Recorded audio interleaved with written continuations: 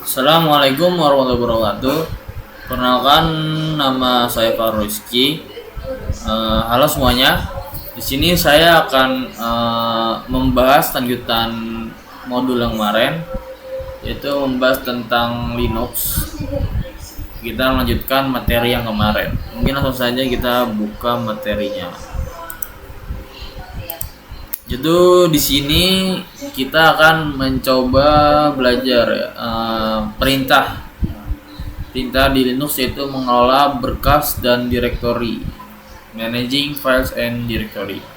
Habis itu sebelum kita mulai latihannya, pertama di sini ada pokok pembahasan, yaitu cara membuat berkas dan direktori itu bisa menggunakan perintah touch dan mkdir.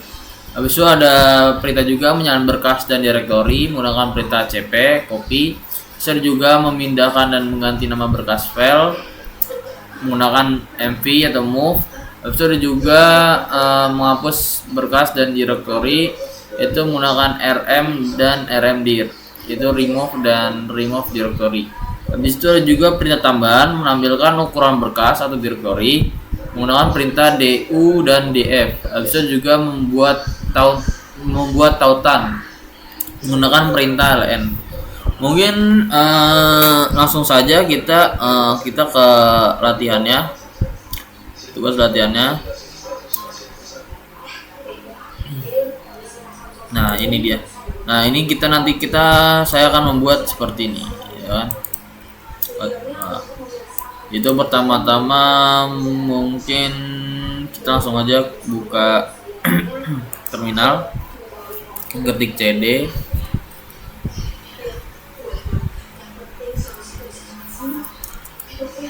enter. Habis itu kita akan membuat file project app front end rsc.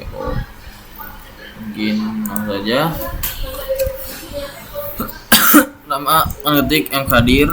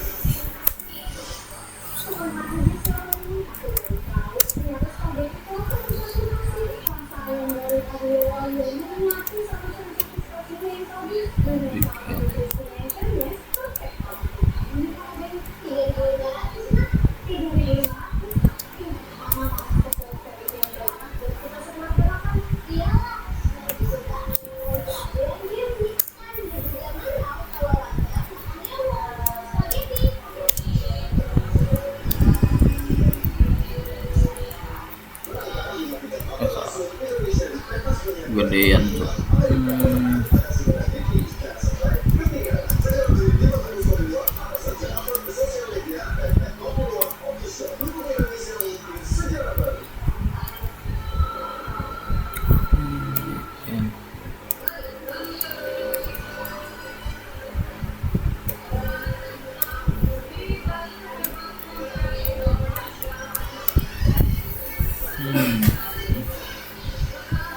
Mungkin kita cek dulu kali ya.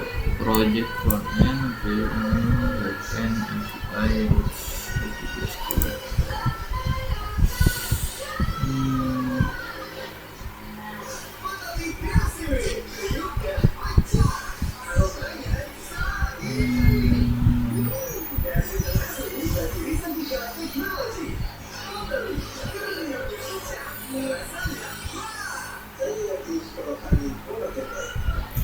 enter.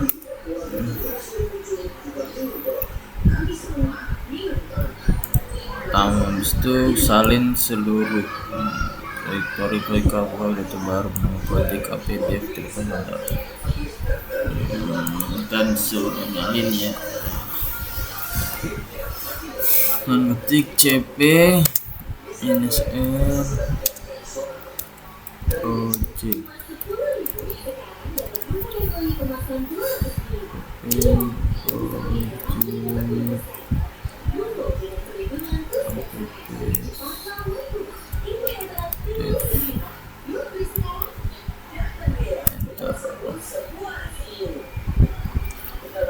itu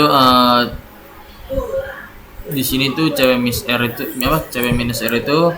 itu copy artnya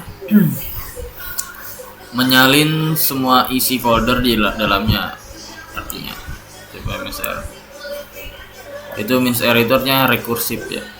Mungkin kita langsung jawab soal 3 tuh, suruh pindahkan indeks HTML dari project ke project app. Oke. Ketik mv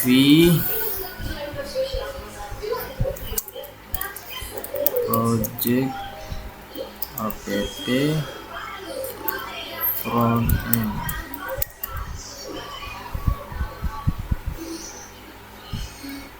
public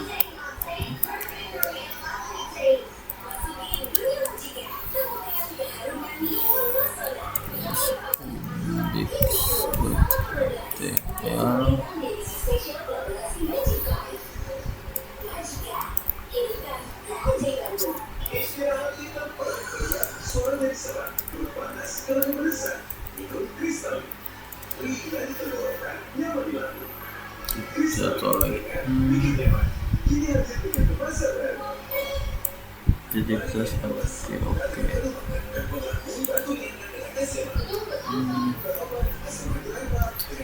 Itu enter.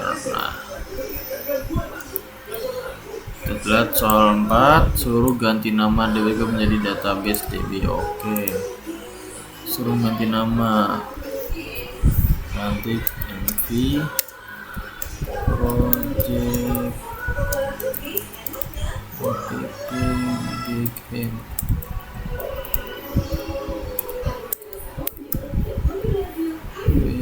/db.sqlite backend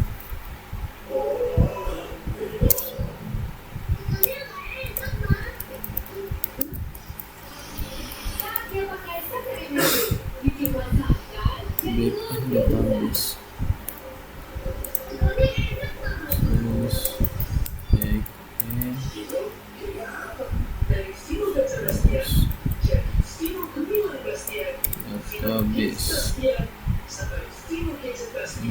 .db.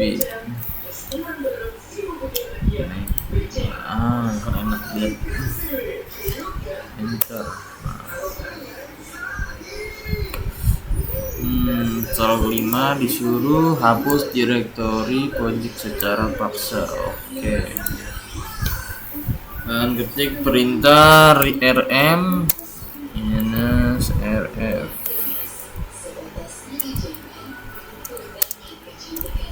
project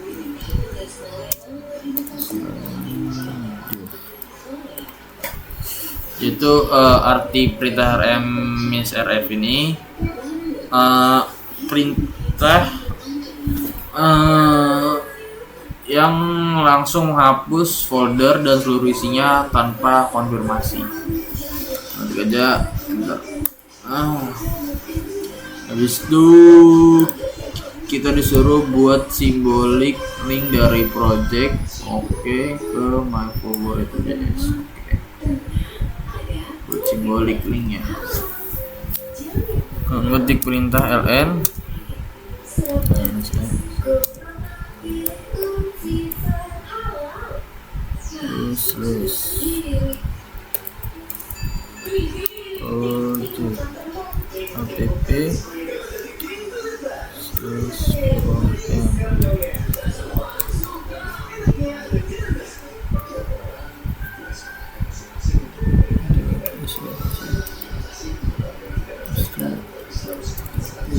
.js my favorite.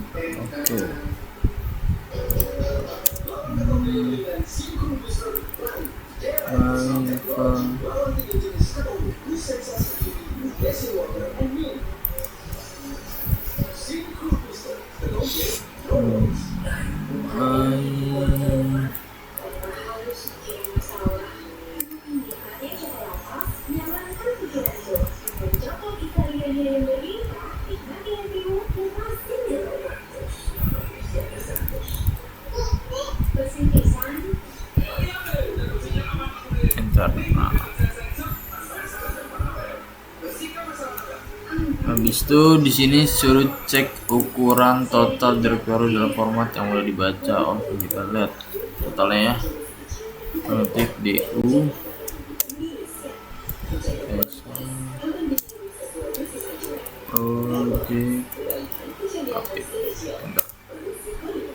nah ini hasil apa nih ukurannya ya 28 KB. Habis itu kita itu saja latihannya. Mungkin kita langsung aja ke analisis dan pembahasannya. Itu pertama-tama disuruh ditanya jelaskan perbedaan mendasar antara menyalin berkas CP dan memindahkan berkas MV. Kapan Anda akan menggunakan salah satu dibandingkan yang lain?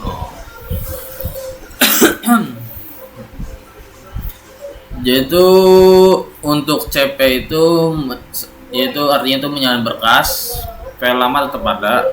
Kalau untuk MV itu move itu memindahkan berkas file, itu file lama dipindah ke lokasi yang baru gitu.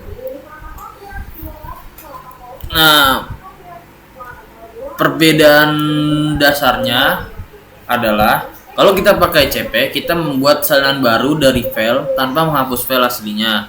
Sedangkan kalau MV, file dipindahkan sepenuhnya ke lokasi baru. Jadi kalau kita butuh backup, gunakan CP, copy. Tapi kalau mau rapikan file dan pindahkan tempatnya, gunakan MV, move ya kan. Mungkin selanjutnya ke soal nomor 2, mengapa perintah rm-r dianggap sangat berbahaya di Linux? Bagaimana Anda bisa meminimalisir risiko kesalahan saat menggunakannya? Yaitu rm-r itu bisa menghapus folder dan seluruh isinya tanpa bisa dikembalikan. Resikonya seluruh data bisa hilang. Yaitu penjagaannya, gunakan rm-ri agar sistem meminta konfirmasi sebelum menghapus. Yaitu seperti ini nih. Komennya rm-ri.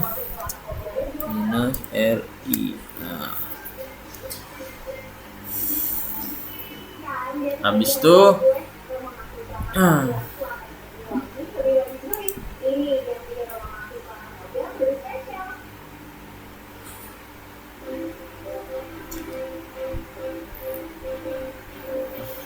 kita langsung saja ke soal nomor 3. Jelaskan perbedaan antara hard link dan symbolic link. Berikan skenario penggunaan yang tepat untuk link. Hard link itu seperti membuat kembaran file yang benar-benar terhubung ke data aslinya. Jadi kalau file asli dihapus, hard link masih bisa dibuka. Sedangkan symbolic link seperti shortcut di Windows, kalau file aslinya dihapus, linknya jadi rusak. Biasanya symbolic link digunakan untuk mengakses file yang jauh dari folder kerja, sedangkan hard link lebih cocok untuk backup internal.